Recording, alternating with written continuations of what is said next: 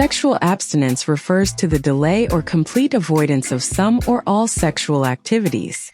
Abstinence takes on different meanings to different people.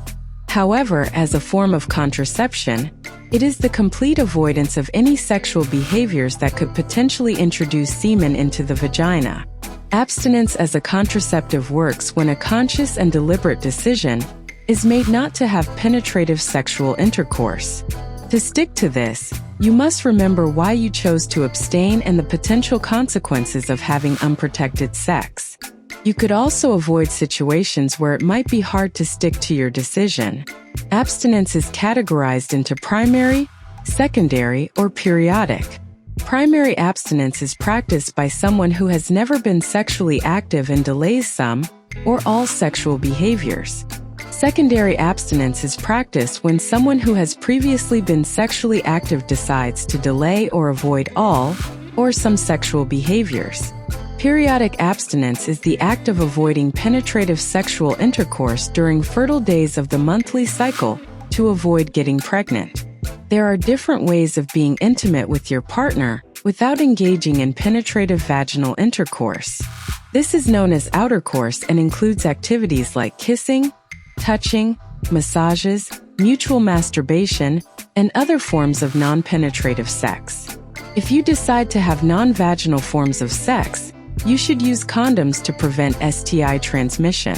There is also a risk of getting pregnant if sperm is deposited close to the vagina.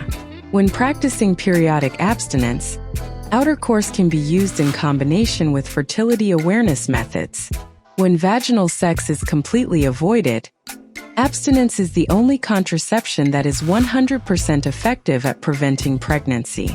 Abstinence is also a great option if you or your partner have an infection that can be transmitted sexually.